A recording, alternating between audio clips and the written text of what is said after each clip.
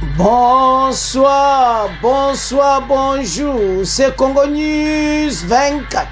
Bande Konanga, comme toujours avant de commencer notre émission, nous disons merci à Dieu. Nous disons merci à nos chers abonnés et téléspectateurs qui nous suivent partout dans le monde et en RDC. Bande Konanga, soyez les bienvenus. À la une, chers téléspectateurs, on va commencer cette émission Bandeko avec l'arrivée de Fachi Aoyo et Pawa Kutani tête à tête avec Sassou Bakoso la Makambo o eleke na Sadek pe o ezoleka na mboka na biso na agression rwandaise. Alors toko développer ensemble et puis toko yoka message à Mukonza mboka toyoka ki sango nenga lobaki tolba na émission passé melelo toyoka yemoko na matoi situation ya Rwanda. Alobi que tout un espoir était gouvernement rwandais et qu'on change. Tous à la connecter peut te développer en émission. Deuxième point chez téléspectateurs. Situation sécuritaire à Kinshasa. Bandeko Awa est commis à haut niveau. Des criminels oyokaka à haut niveau. Donc gouvernement a un problème sérieux. Aye bandeni situation ezali yeba ke FARDC atie maboko na ba oyo baza ko déranger Kinshasa. Bande ko toza la connecter peut ko développer en émission na biso. Troisième point chez téléspectateurs. Bientôt reprise des combats. RDF 123 ont renforcé les effectifs à Massissi et Rutshuru en présence de l'EAC et gouvernement Moutalobi. Et bientôt, reprise des hostilités.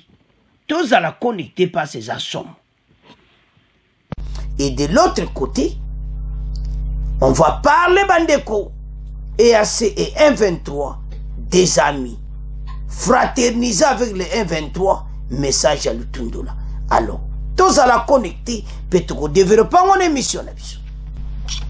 Bandeko, émission Nebse Bandi et committante sur l'ensemble la situation politique en RDC.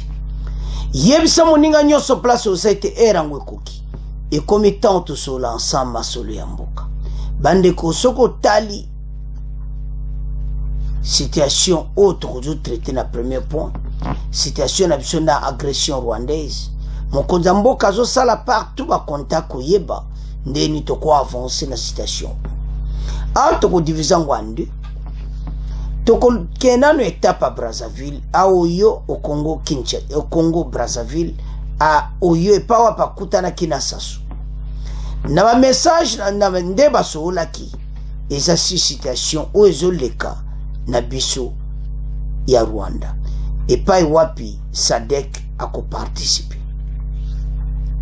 Alors il fallait kutana Sassou basolula pour la situation oyo ya Sadek comme Sassou yepe ayebi très bien ndeni makamango izali parce que et comme mawa otozo vivre yango étape wanez étape à liboso akoma ki samedi masolo tête à tête avec son homologue congolais Denis Sassou Nguesso. Baya ayako yambe yemoko Sassou Nguesso etine aéroport koyako zela Fachi ezate ka avana aba no yemoko na tarmac accueillir et puis baketi na oyo ezo laksa quelque chose déjà bandeko makambo ndenge tozo kendi nango président a Rwanda a kokoma na problème sérieux. Yango mokonza mboka zo sala ba contact partout. Et puis na ebiki ba kozangsa kosola te ce qui se passe aussi à Kinshasa à Kwamutu. Situation sécuritaire entre les deux pays. Fleuve na biso Congo parti Rwanda Brazzaville et comme Mwaiti. Mais makambo zo bima. Beaucoup de na deuxième point bandeko bakangi ba criminel na Kinshasa na ba appareil à communication était ADF 123 mais tozo ya la point pour mona ba situation tozana ngo exam oyo kaka ya kosakate menzamba limboka na biso tozo ya na deuxième point. Alors situation sécuritaire zo koma MP mobulu entre biso na ba côté wana fleuve même na Brazzaville et puis ba rosolo la mingi eza makambo sadek na ndenge mboka na biso parce que oyoka reporter que la situation entre les deux pays koyeba ndeni ba collaborer na makambo nyonso ezoleka baksana makambo sadek na makambo tu oyo bakokosola. Alors mokonza mboka akitaki a Brazzaville et pas bazaki akei à l'aéroport de Mayamaya et puis bango wana 1 à 400 km de Brazzaville bango wana baki na oyo. Alors bandeko makambo oyo eza makambo moko ya kosakana te. Mokonza mboka osala nyonso pour na mboka na biso azotambola partout ba congolais photo mona yango na sens moki azana posa situation ya mboka ebonga bokoyoka ye kaka na point oyo. Alors tokende directement a oyo tolanda yango bongo to avance.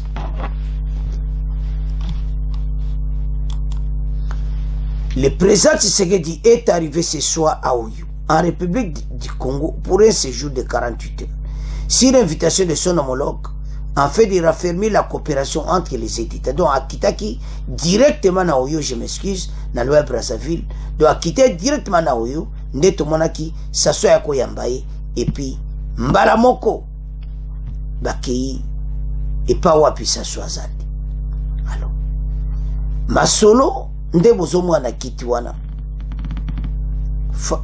s'assoit et mboka na biso très bien koleka me ba président mususu batikali ayebi ce qui se passe pas na biso aye makambo ebele oyo tozobunda nango.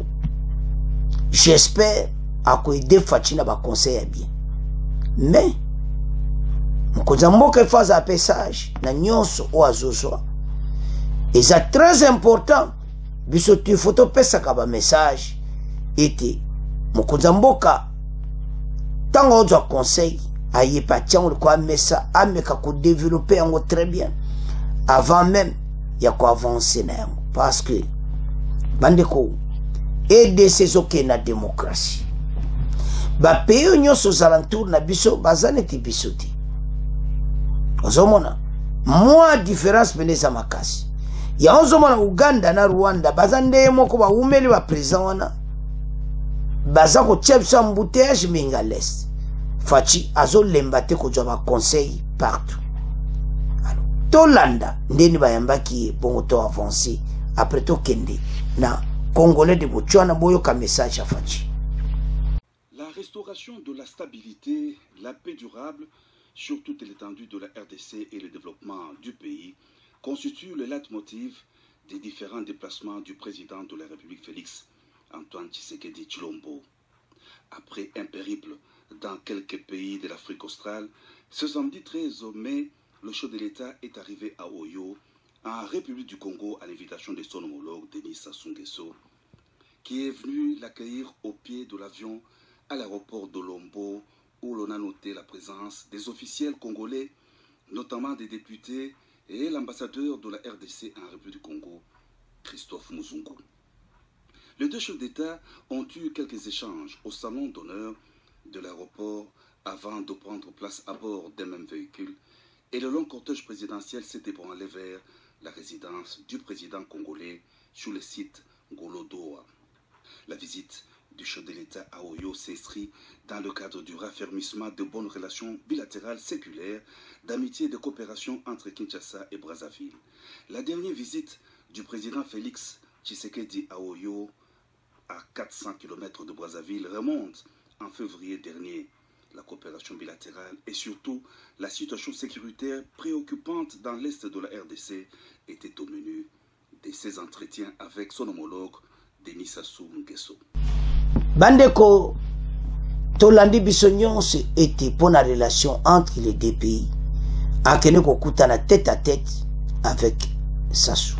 Akitaki na aéroport ya Oyo Sasu yemoko ayeko yambaye bake directement et pas masolo betamaki. Tebe tende tolobaka ne bandeli. Masolo eza ya minene eza ya Sadek.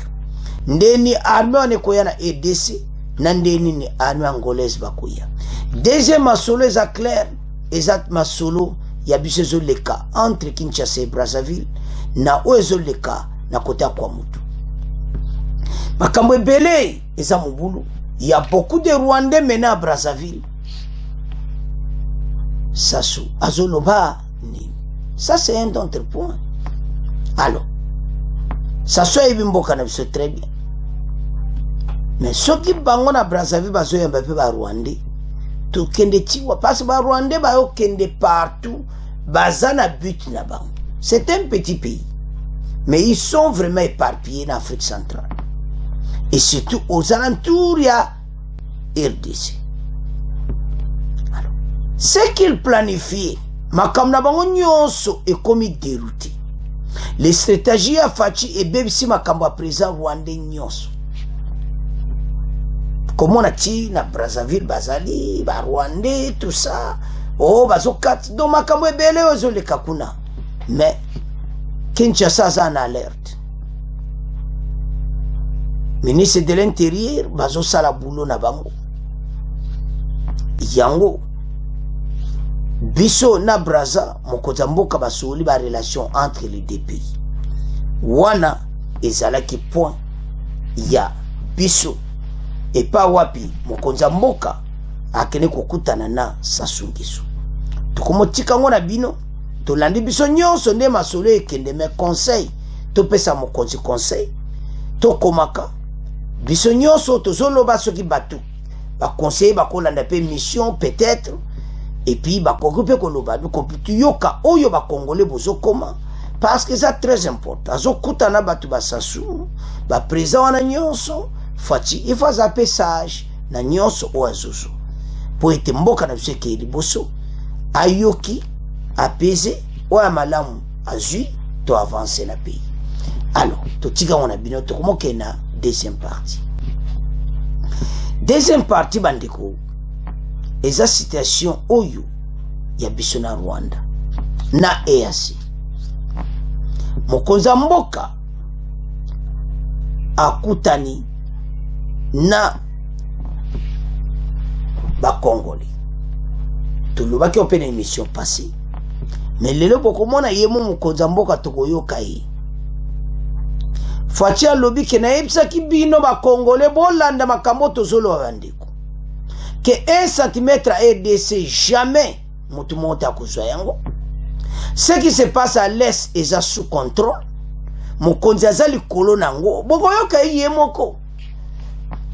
Mokonzi abimali banda loba makambo ngo peno kaka ndenge ba Congolais balingaka. Si cette situation na EAC alobi le pays est entre les deux océans. Toza pays moko stratégique oyo bango bazana posa na biso. Alors, makambo ebele ko sala mana bango biso toko bénéficier na. Ba pays wana nyonso ebele ba utilisaka Mombasa. Ba Uganda tout ça. Parce bango kana la Albert. Uganda peka ndenge moko. Alors, accès na bango na océan ezo ke dietwa na Kenya. Kenya zo bénéficier mingi et pas ba pays wana nyonso a EAC. Alobi ke RDC akozwa place wana tokozwa ben parce bango ba utiliser ba port na biso. Parce que biso tozana accès. Mais batango ba nani ba ko utiliser ba port na biso. Baza ba agresseur. Mokonza mboka alobi ke toyeba ete na venir ezate ke président Rwanda ko vanda na libela.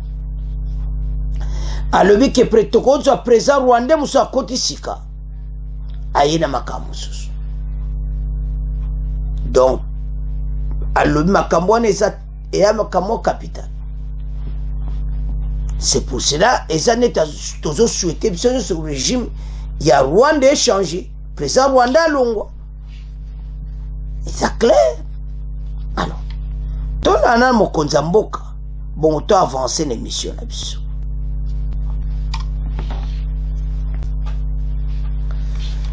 Congolais de Botswana face à Félix Tshisekedi. Ozomwa bazaki vana esengota bayoki makambo yo. Nande mokonza mboka za expliquer bango situation ya biso na EAC. Nandenge nini toza vraiment stratégique entre les deux océans. C'est pour cela côté kuna ezaki azarti.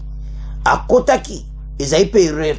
Mokonza mboka ko expliquer na ba Congolais que situation to kotaki parce que pour la relation commerciale. Mais bambuma mabeza na kati ne ba président Rwandi. Mais ayebi ki avenir ko zala pe bongote ya ko vanda na Liberté. Alors, comme toujours ma camion c'est pour na futur yango salama. Alors Tolanda mokonza mboka avant quitter Botswana masolo na ye bon to continuer mission na biso. C'était l'ultime étape de la visite d'État du président de la République au Botswana. Cette rencontre vendredi avec la communauté congolaise établie à Gaborone.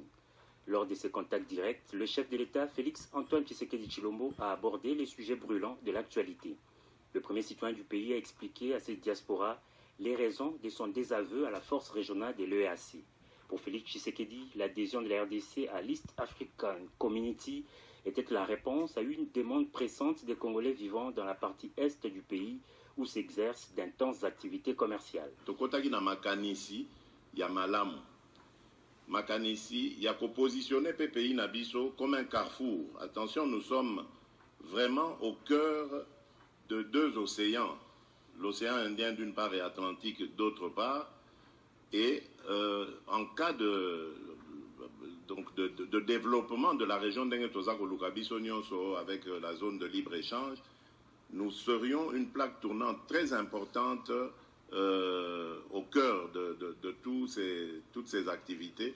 Et Ekopé, ça pays Nabiso sous position géographique, géostratégique encore renforcée.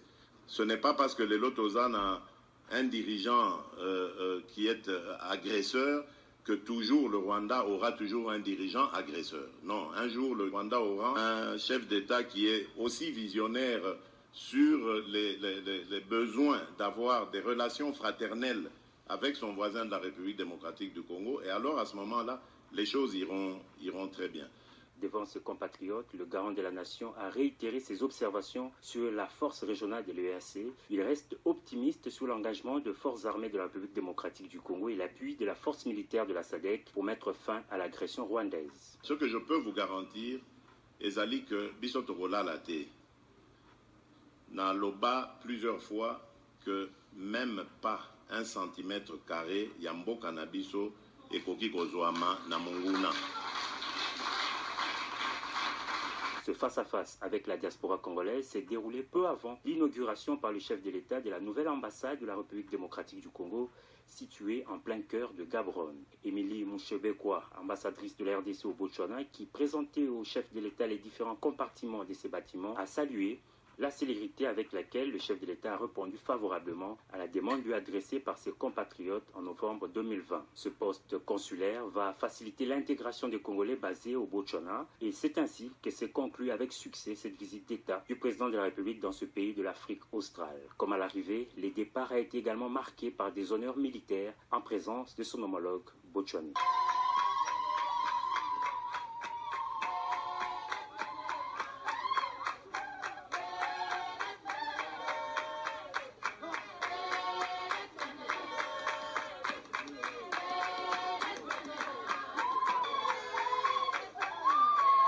Bandeko Tolandi le chef de l'État.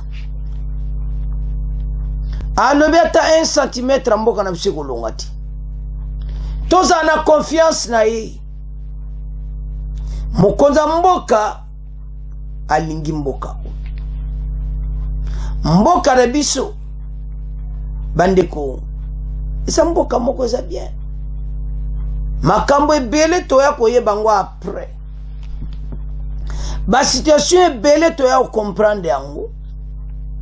Bandeko. So landinda zolo bango avec détermination. Asa ko expliquant clair. Yo to souhaité un régime de changement, régime ya Rwanda. Président Rwanda Kolungwa. président mosusu akokota akoya na baide mosusu eza baide oyo aye te parce avant ya kota baide wana ezalaka te avec Biarimana baide wana ezalaka te ntango yenda aye makambo yango ebandi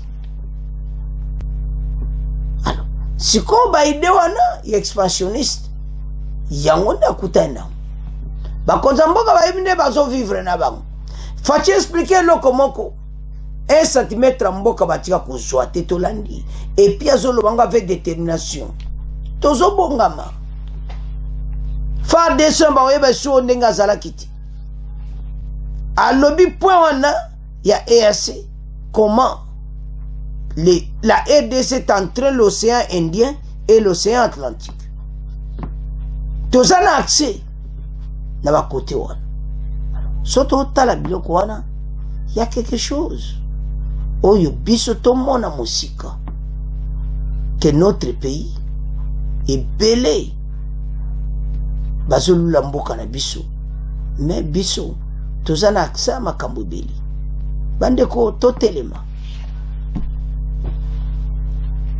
mokonza mboka aza wana posa kobongisa mboka na biso ndeka na landi wana okoyoka sentiment mobo melika moko oyo oboko remarquer depuis to banda pays oyo la RDC on n'a jamais eu président aboué oyo chaque fois soit qu'un pays étranger bazo yambe na ba congolais liboso zaka désordre mabango oh boyo mais lelo yo chaque pays a kokende ba congolais ba louer ça est-ce que vous comprenez? Ce sont des choses salamate. Aux hommes la connexion entre président de la République na ba congolais. Ma comme sur les mots aux hommes on ga bouyer mais talanan ba bengango président na banana yi baza connecté. Dans n'importe quel pays a kokende ba louer ça. Mokonza mboka kokutana ba.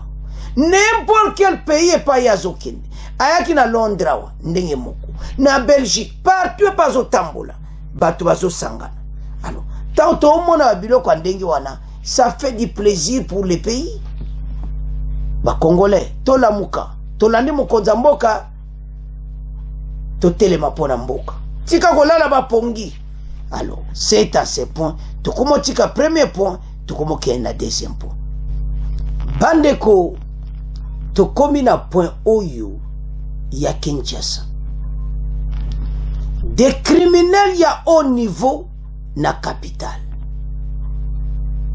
eza kaka renseignement militaire oyo bakoko ekanga bango parce que bakanga mutu na bango moko bakenda tina police bamenasa batika mutu na bango na police angalima donc baza pena diriger na haut niveau. Nani azo diriger ba criminel à Buena Kinshasa? Eza ba kuluna te. Tolanda très bien. Baza ba criminel à haut niveau bokoyoka le général Kingi.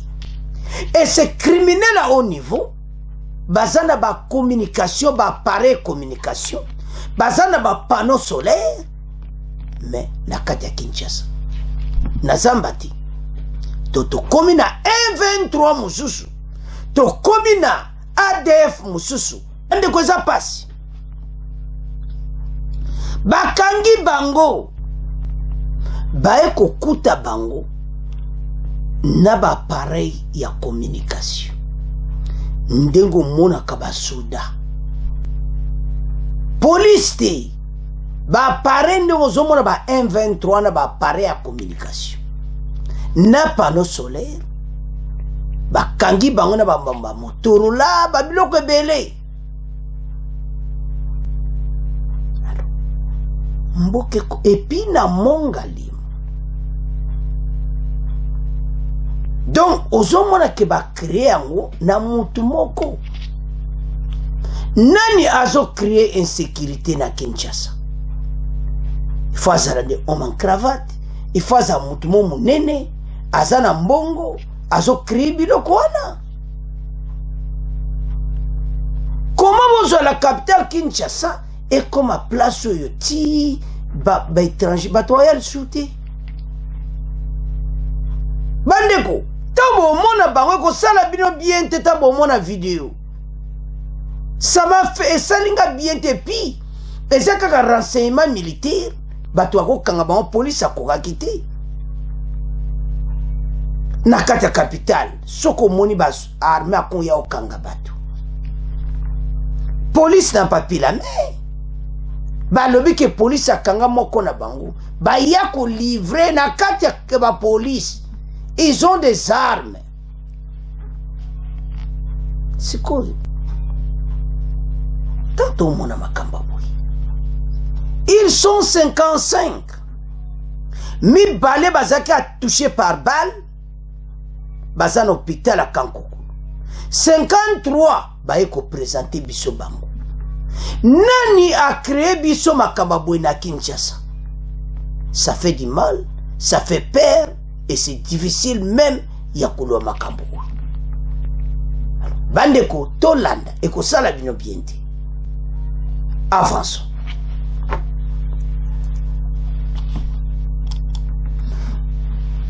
FARDC oyokaka 53 criminels de haut niveau aux arrêts au Mongaliema à Kinshasa do FARDC mutakangi bango osomona bandeko donc soki bakangi bango boye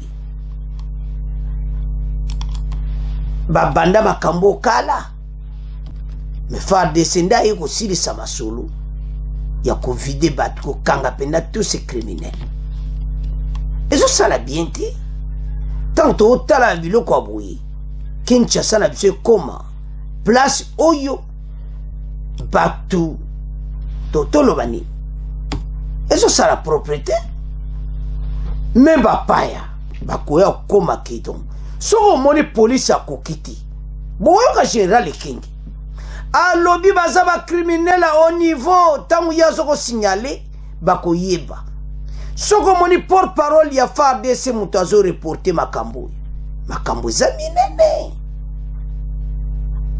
bozomwa général ekengi ne même pas antine militaire en civil situation est passée dans le quartier de Mongaliema et belé peut-être bolanda kiango peut-être vous comprenez que makambo eza minene boyoka ba détail alors tolanda bongo to avance. Je vous présente un groupe de 53 jeunes gens qui viennent d'être arrêtés au quartier Grand Malik et anciens combattants. Ces jeunes gens, comme vous les voyez, ce sont ceux-là qui commettent l'insécurité et la terreur dans ces deux quartiers, qui s'affrontent avec d'autres. Et dernièrement, la police a arrêté un de leurs leaders et ils sont allés le libérer par la force. Et les forces de défense ont été appelés en rescousse et le résultat est là. Ils sont au nombre de 55 et ici, ils sont 53 qui ont été arrêtés et il reste 2 qui sont blessés, qui sont admis aux formations médicales à l'hôpital militaire. Donc, ils sont auteurs de beaucoup de voies de fait, des attaques d'autres jeunes, des attaques des paisibles citoyens dans les quartiers de Grand Malik et des anciens combattants. Et ils viennent d'être neutralisés et ils seront exploités. Et avec eux, on a trouvé tout ce que vous voyez ici comme panneaux solaires et un appareil de phonie avec qui ils communiquent, on ne sait pas encore, mais les services vont travailler pour connaître qui les entretient et pour connaître aussi leur motivation. Voilà l'essentiel du message qu'on devait vous transmettre au sujet de ce que vous voyez devant vous. Ce sont des vrais criminels qui sont même au-dessus des Kourouna. Et on va connaître les motivations avec leur exploitation par les services. Bande Koto Landi vidéo. 53 criminels, dont 55, 2 bazan hôpital. Et 53 batcheba au maboko. Basawana, 2 bazan hôpital. Donc tous les 55, bah, il fallait que bêta bona ba ke masasi.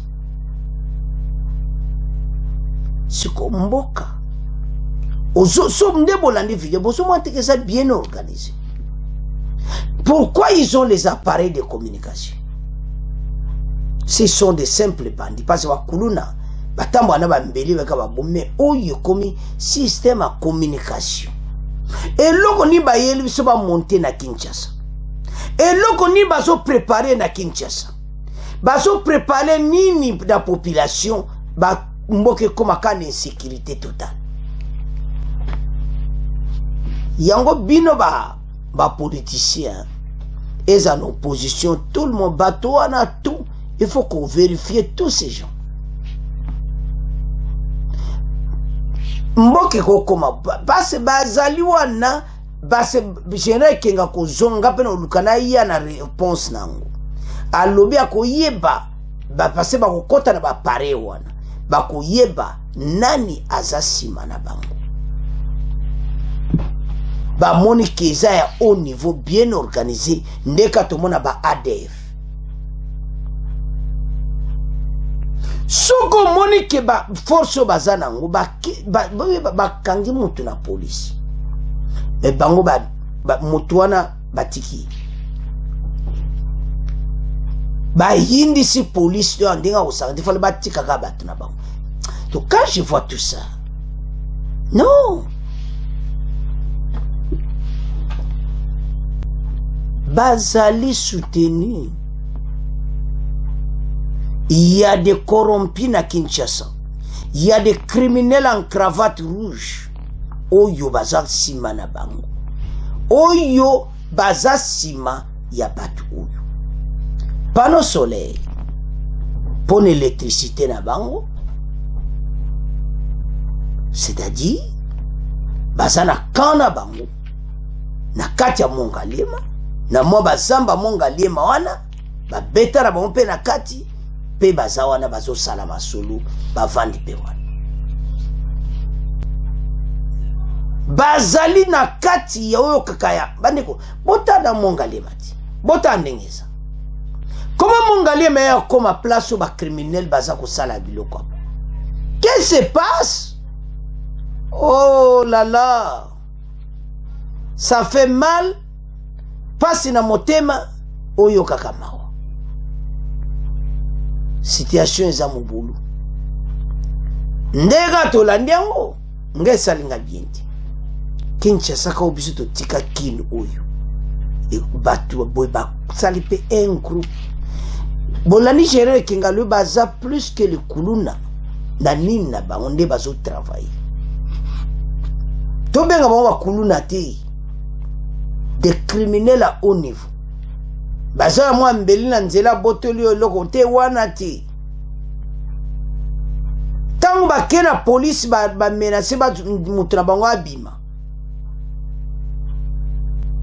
ozomona te ils ont des armes soko moni e komi armé mutu aye c'est-à-dire makambo eza minene FARDC mutu aye kokanga bango.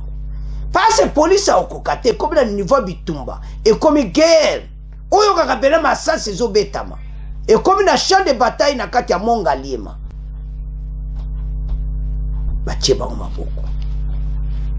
Et maintenant qui est derrière ces jeunes gens? Nana a créé ces groupes là pour quel but? Et koyebana mutu wana so bayebi il faut pas dévoiler la télévision nationale congolaise. Alors, Bandekonanga, voilà ce qui se passe dans Mboka Kinshasa. Et ça la somme. Ndeto landi général Kenge. Non, passe na moté. Bandekonanga, tokomo tika wana bino. Tokomo kenena 3e point. Bandeko, tokomi na point na biso, il y a RDF 123.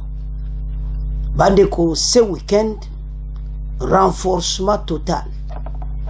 Bazo renforcé en homme, équipement maintenant militaire, bakomo na bateni, barisation en civilité, na ba village aux alentours ya Masisi.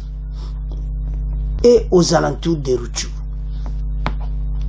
Sotozo tala biloko yo, au mona que la situation est à peine à Mobutu. Alors, bazo se préparer na ndenga kosakana te.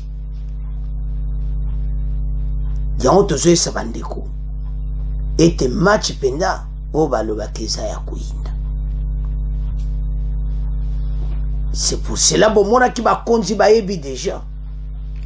Bomona ki bemba kene jana indoni ko se préparer pour na ba arme. Pas situation tozanango même lobby boyo kaka reprise de combat. Président Rwanda a déterminé na match na ye. Mais bazadja na échec parce que déjà makama Sadek ne bandimi. Ba malbadjo asukwa avance Sadek aya ba mba banda ba hostilité. Mais en présence de l'EAC son mona nde bazo se renforcer. Tantôt le baki complice et clair. Ba mba bato ba kovana mboka na bisoti. Taba moni mission mo échoué lo ni ba ko sala 1-23 le boss organiser la vie. Alors que de l'autre côté, tout se préparer pour désarmer bateau qui est un cantonnement. Mais de l'autre côté, on va se renforcer en armes et équipements. Batangi na ba village, oyo kuta bango en tenue militaire rwandais na bango nyonso se place. Le 1-23. Donc esprit wana oyazanango.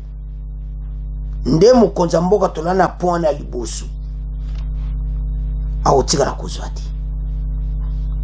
Mais le pays est en danger. Comment Bango Bao s'est renforcé à Massissi. C'est le fait taliban. Et ACP, hypocrisie qu'en hypocrisie. Atiki Bango Zomona Bango Bao s'est renforcé à Zolobati.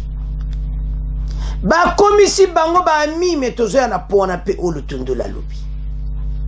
Ce sont devenus des amitiés. Alors, et assez balaxi biso bena fasa. Ke wanaza pena mutu na bango. Alors, bande kotato otala angle makambo yo. Eza mawa metotam. RD123 ont renforcé les effectifs à Massissi et Rutshuru en présence des EAC. Dans l'autre province sous état de siège, le gouvernement fait encore état de renforcement des rebelles de 1-23 qui ont actuellement la posture de reprendre avec les hostilités. Le gouvernement a rapporté à l'obi ndenge nini bazokota bemba yemoko amoni nde bazo à l'obi pena ke ndenge bazo se renforcer. Donc tous un problème sérieux. Somona bandiko. Alors dans la province du Nord Kivu, les terroristes RDF 1-23 ont renforcé les effectifs dans le localité Kaunga et Kinyadoni en territoire de Massissi et Rutshuru. Donc, Bamboka est dans le territoire de Massissi et l'autre na Rutshuru. Ba yé penana ba arme, ba kiti na ba aussi renforcer Kibnaba. Alors, il s'y est de signaler que ces terroristes en coalition de l'armée rwandaise ne sont plus dans la logique de cesser le feu, mais dans celle de la reprise des hostilités, ajoute le compte rendu de la réunion. La situation sécuritaire dans la partie est de la RDC peine à s'améliorer. La force régionale EAC, créée en 2022 pour arrêter l'avancée du groupe armé M23, a récupéré depuis décembre certains des bastions en fin 2022. La force régionale a cependant régulièrement affirmé avoir remplacé les rebelles dans cette zone. Alors que ça bon. Bango batelemika na position wana batele. Tant que la biloko boy non match ezana kana biso ba konzi batele. Face à cette situation où les initiatives diplomatiques régionales à travers l'EAC peinent à donner des résultats sur terrain, Kinshasa s'est résolu de se tourner une fois plus de la SADC. Le dernier sommet tenu en Namibie a validé l'envoi des prochains jours des troupes de la SADC à l'est de la RDC. Botala. Alors, tant que Otala biloko boy. ozomona clairement ete bato oyo baye pona bango basali avancement et toujours et tout cela, mais bayeba ete totelemi tokotika bango te, biso nyonso toza na bango. Alors so la situation omona clairement ete bato oyo baza bato mabe. Face à cette situation diplomatique régionale, travers l'EAC, prennent à donner des résultats sur terrain, Kinshasa s'est résolu de tourner une fois vers la SADC. Le dernier sommet tenu en Namibie a validé l'envoi des troupes, l'envoi dans les prochains jours des troupes de la SADC à l'EAC et de la RDC. Donc, Bango Bakoya, à l'est de la RDC, FARDC Koto Bemba Pazo Bongsa, Bango na ba arme, Dobi Tumbezo ba anango kalate ba Congolais. Bientôt, reprise de combat. Boyuka Bandeko. M23 renforcer les effectifs à Massissi et Rutshuru. En présence à EAC. EAC Zotala. Ba force ya EAC. Bawe bazaba masarama. Surtout que Dietman apprend. Agression dans l'Est, le gouvernement accuse la force de l'EAC de fraterniser avec le M23 dans des territoires déclarés dégagés. EAC et M23 des amis. Balubango. Donc, pour na bango, wana bazaba pire na bango, bakoko attaquer bango te. Alors, tant que tout le monde a biloko botobite. Non, on ne peut pas continuer comme ça. Alors, bandeko, voilà le dossier. Yanto saba Congolais comité totelema. Match eza ya koyinda. Donc, soko zo mona bato donc moni pena ke oui, bazo préparer bitumba. Alors, força et asa zo mona nde bazo renforcer en armes et équipement ya Zotala. De l'autre côté à Bunagana, armée ougandaise, Bango, na ba dirigeant na bateau nyonso, ta Bangoana, Masolo Kitoko, ce sont des amis. C'est fraterniser. Alors que bateau bazo boma wa Congolais. Tout développé. Bandeko et konsa la passe pe mawa.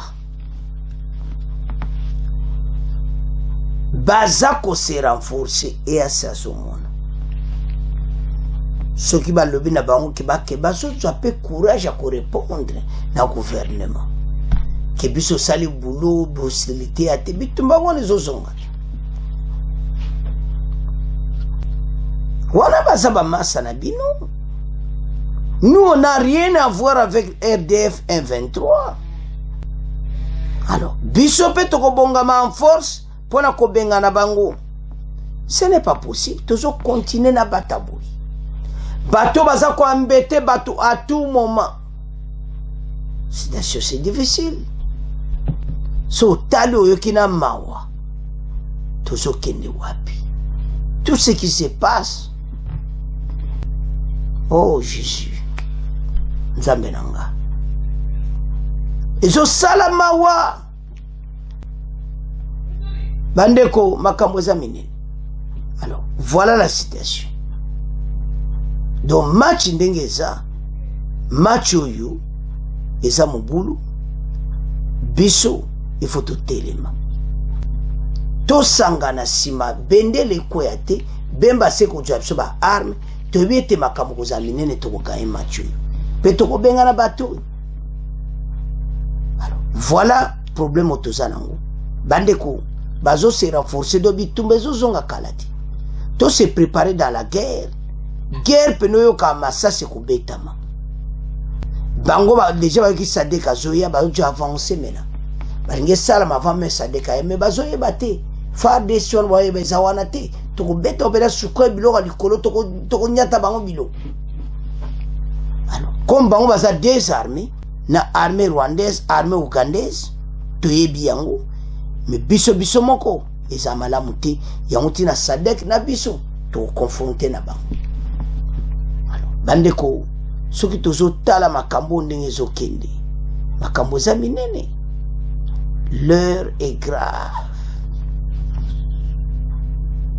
Donc bato yo bazai ko se préparer balobi lokola bango bazoya na SADC biso bandeko baso batangi ba village wana ba yepene ba vana ba ar ba lati ba teni po bazaki en civil hypocrisie te po bal ba cesser les feux maintenant et pas au mona bango na Masisi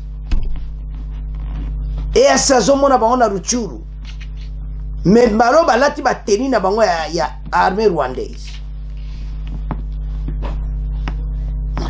bo biloko abo ba konzi ba mo mutu ba lobby yango très bien que ndenge bazo se renforcer ce week-end. Donc bientôt la reprise des hostilités.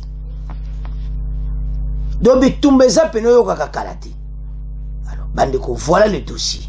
Alors bandeko nangai c'est à ce point to comment clôturer mission na biso. Bon continuer ko s'abonner massivement. Au revoir, à la prochaine.